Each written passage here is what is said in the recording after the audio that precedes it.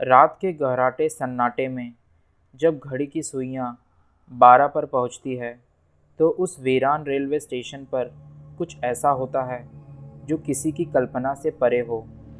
ये कहानी है एक रेलवे स्टेशन की जहां 12 बजे के बाद कोई ट्रेन रुकना नहीं पसंद करती, लेकिन रात होते ही वहां कुछ ऐसा होता है जो सुनने वालों के रोंगटे खड़े कर देता है।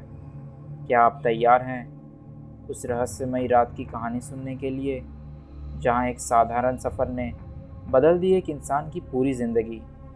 चलिए चलते हैं उस डरावनी दुनिया की ओर, जहां सन्नाटे के बीच में गूंजती हैं चीखें और अंधेरे में दिखती है अनजान परछाइयाँ।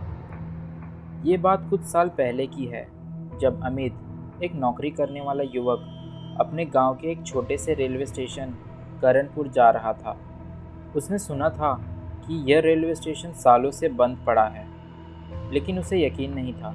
उसे वहां किसी ज़रूरी काम से जाना था और उसका एक दोस्त उसे वहां स्टेशन पर मिलने वाला था। हालांकि गांव वालों के बीच इस स्टेशन को लेकर डरावनी कहानियां मशहूर थी। रात के करीब 9 बजे की बात है जब अमित स्टेशन पहुंचा। चारों ओर अंधेरा फैला हुआ था और स्टेशन पर सन्नाटा पसरा हुआ था। पुराने ज़माने के स्टेशन की हालत ख़राब हो चुकी थी। टूटी फूटी बेंच, दीवारों पर जमी धूल और झूलता हुआ लैंप पोस्ट जो ठंडी हवा में हिल रहा था। अमित ने अपनी घड़ी देखी। ट्रेन आने में अभी 1 घंटा बाकी था। उसने सोचा कि स्टेशन के आसपास थोड़ा टहल कर समय बिताएगा। वह स्टेशन के प्लेटफॉर्म पर इधर उधर घूमने लगा। अचानक उसे एक पुरानी टूटी हुई घड़ी दिखाई दी जो स्टेशन की दीवार पर लगी हुई थी।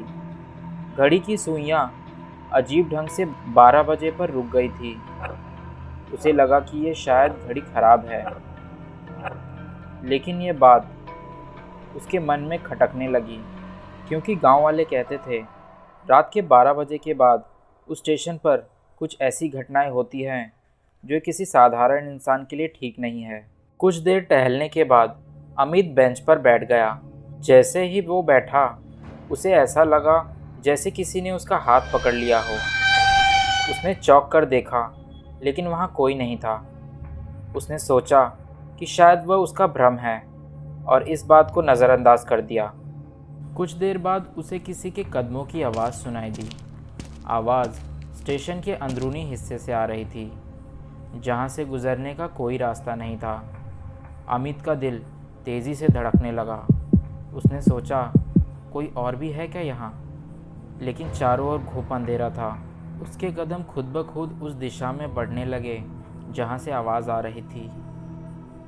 स्टेशन के उस हिस्से में पहुँचते ही उसने देखा कि एक पुराना दरवाज़ा थोड़ा सा खुला हुआ था। अंदर झांकने पर उसे एक छोटे से कमरे का आभास हुआ, लेकिन जैसे ही वह अंदर घुसा, दरवाज़ा अपने आप बंद हो गया। कमरे के अंदर घुप अंधेरा था और केवल एक टूटी हुई खिड़की से हल्की रोशनी आ रही थी। अमित ने खुद को शांत करने की कोशिश की और खुद को समझाया कि ये हवा की वजह से हो सकता है, और वो कमरे का मुआयना करने लगा। वहाँ की दीवारों पर पुराने ज़माने के पोस्टर और फटे हुए कागज़ चिपके हुए थे। उसे महसूस हुआ कि इस कमरे में कोई लंबे समय से नहीं आया था। अचानक उसने महसूस किया कि कोई उसके पीछे खड़ा है। उसने डर के मारे पीछे मुड़कर देखा, लेकिन वहाँ कोई नहीं था। तभी उसने एक भारी सांस लेने की आवाज़ सुनी। वह पसीने से तरबतर हो चुका था। उसकी सांसें तेज़ हो चुकी थी और उसे ऐसा लगने लगा जैसे उसकी गर्दन के पास कोई खड़ा है। अमित ने डरते डरते अपना हाथ अपने गर्दन की ओर बढ़ाया, लेकिन जैसे ही उसने गर्दन को छुआ, उसे ऐसा लगा जैसे कि किसी ने उसे छू लिया हो।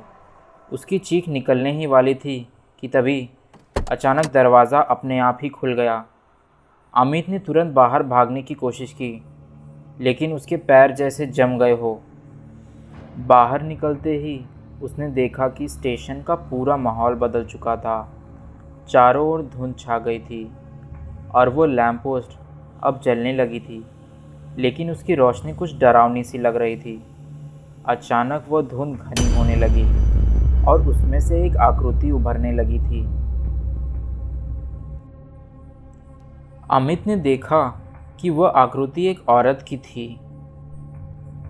सफ़ेद साड़ी पहने, बिखरे हुए लंबे घने बाल और लाल आंखें, वह औरत हवा में तैर रही थी और उसकी आंखों में खून उतर आया था। उसकी मुस्कान भयानक थी और वह अमित की ओर ही बढ़ रही थी। अमित को ऐसा लगा जैसे उसकी ज़िंदगी का आखिरी समय आ गया हो। अमित की हिम्मत जवाब दे चुकी थी। उसने भगवान का नाम लेकर आंखें बंद कर लिया। तभी उसने ट्रेन की सीटी की आवाज़ सुनी। जब उसने आंखें खोली तो वो औरत गायब हो चुकी थी। स्टेशन फिर से सन्नाटे में डूब गया था। अमित के लिए वो पल किसी बुरे सपने से कम नहीं था। जब उसने ट्रेन की सीटी सुनी तो उसने बिना सोचे समझे अपनी जान बचाने के लिए दौड़ लगा दी। भागते भागते जैसे तैसे वो ट्रेन के डिब्बे में चढ़ गया। लेकिन जब उसने अंदर कदम रखा तो उसकी सांसें एक बार फिर थम गई। ट्रेन में न कोई यात्री था, न टीटी और न ही किसी की आवाज़। हर तरफ एक अजीब सी खामोशी थी जो उसकी बेचैनी और बढ़ा रही थी। ट्रेन धीमी रफ्तार से चलने लगी, लेकिन अमित का दिल अभी भी उसी स्टेशन पर अटका हुआ था। वह बार बार पीछे मुड़कर देखना चाहता था, लेकिन डर के मारे उसकी गर्दन जैसे जकड़ गई थी। वो चाहकर भी उस ट्रेन के बाहर झांक नहीं पाया। उसे ऐसा महसूस हो रहा था कि जैसे अगर वो उसने पीछे मुड़कर देखा तो शायद फिर वो उसी भयानक छवि को देख लेगा। अमित का दोस्त जो उसे स्टेशन पर मिलने वाला था, किसी ज़रूरी काम की वजह से वो उसे मिलने नहीं आ पाया, जिस कारण अमित को उसे बिना मिले ही जाना पड़ा। आज भी जब वो उस रात को याद करता है तो उसकी रूह कांप जाती है। करणपुर का वो स्टेशन जो कभी उसके लिए बस एक अफवाह था, अब उसकी ज़िंदगी का सबसे बड़ा काला सच बन चुका था। उस रात के बाद उसने उस स्टेशन की तरफ दोबारा कभी रुख नहीं किया। लेकिन वो भयानक चेहरा, वो सन्नाटा, वो अजीब सी ठंडी हवा, ये सब उसकी यादों में हमेशा के लिए बस चुके थे, जैसे कोई घाव जो कभी भर नहीं सकता।